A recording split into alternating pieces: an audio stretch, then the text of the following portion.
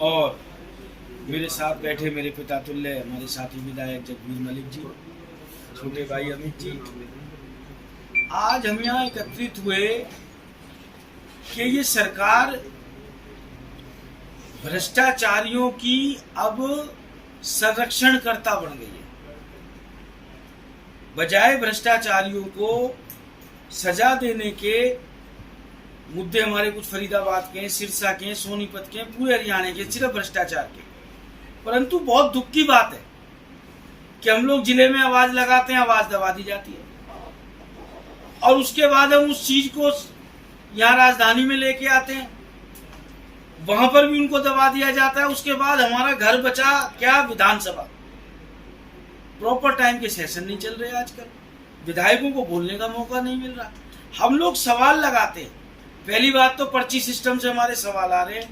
अब मैं एक छोटा सा आपको उदाहरण बता रहा हूं, ये हरियाणा क्या पूरे विश्व में कहीं ऐसा नहीं हुआ।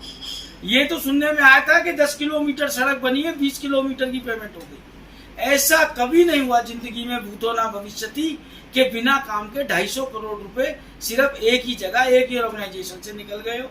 मैंने सवाल लगाया कि क्या शहरी स्थानीय निकाय मंत्री बताएंगे कि क्या यह तथ्य है सतबीर कंस्ट्रक्शन नाम की कंपनी को नगर निगम फरीदाबाद द्वारा बिना कोई कार्य किए करोड़ों रुपए का भुगतान किया गया, और नगर निगम फरीदाबाद में भ्रष्टाचार को रोकने के लिए सरकार द्वारा क्या पग उठाए गए।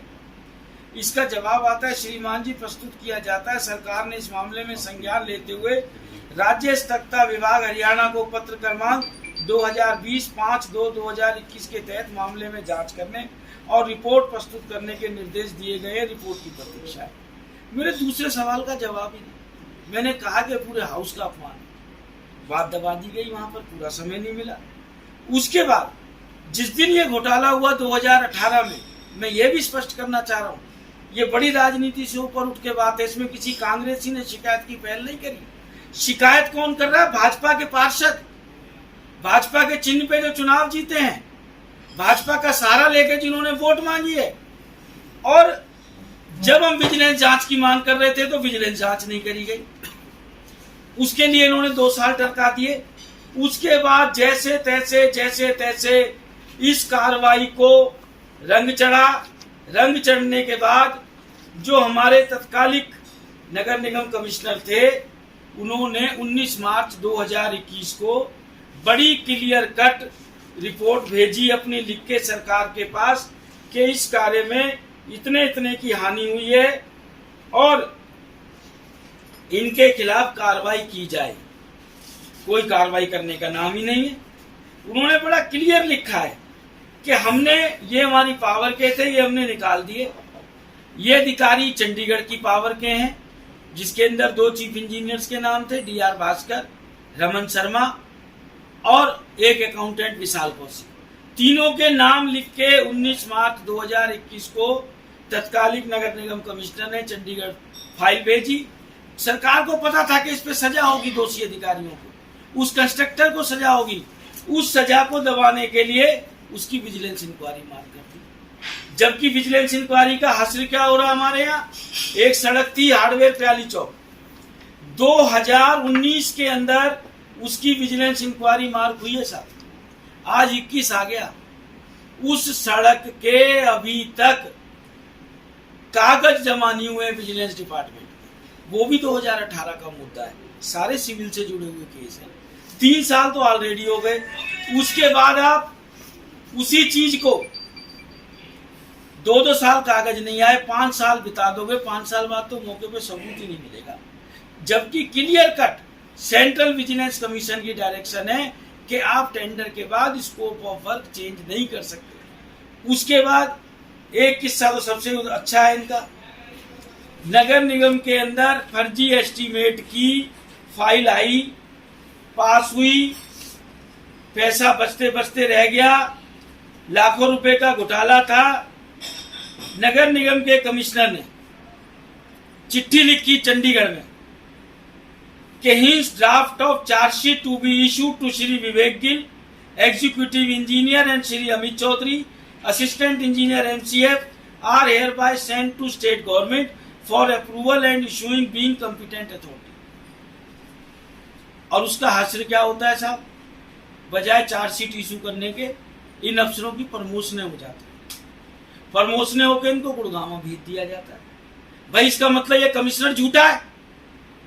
जिस कमिश्नर ने इन अफसरों के खिलाफ चार्जशीट के लिए लिखा है या इससे पहले वालों ने लिखा है, आप उन कमिश्नर के खिलाफ शिकायत संज्ञान लो कि ये अफसरों को नाजायज परेशान क्यों कर रहे हैं। और अगर जो ये अफसर सच्चे हैं IAS अफसर, तो फिर आप इन दोषियों के खिलाफ शिकायत लो। उसके बाद एक मुख्यमंत्री घोषणा 11/313, मुख्यमंत्रियों की घोषणाओं के अंदर भी इन्होंने हेराफेरी चालू कर दी। उसके लिए हम लोगों ने विधानसभा में प्रश्न लगाए और बहुत दुख होता है कि हम लोग इतनी मेहनत करते हैं कि it's the public money, it's the tax payers money, कि इस पैसे को हम बचाएं। हम लोगों ने मार्च में सवाल लगाया कि क्या शहरी स्थानीय निकाय मंत्री बताएंगे नगर निगम फरीदाबाद में मुख्यमंत्री घोषणा 11/313 के अधीन निर्माण कार्य के निष्पादन में घोटाले के बारे में मेरे द्वारा लिखे गए पत्र, जिसमें उपायुक्त फरीदाबाद ने आयुक्त नगर निगम को शिकायत संख्या 1170 में जांच करने के लिए निर्देश दिए थे, सरकार द्वारा क्या कार्रवाई की। मार्च में प्रश्न लगाया, इसका जवाब आता है श्रीमान जी हाँ जांच जारी है।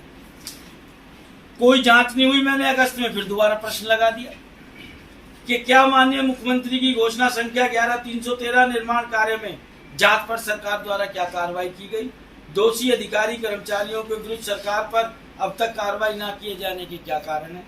इसमें ये लिखते हैं कि आयुक्त नगर निगम फरीदाबाद के आदेश दिनांक 20/11/2020 द्वारा मक्खन नगर योजना कर अतिरिक्त नगर आयुक्त और निगम के वरिष्ठ प्रस्तुतकारों की एक समिति गठित की गई जो मामले की जांच करेगी और अपनी रिपोर्ट प्रस्तुत करेगी।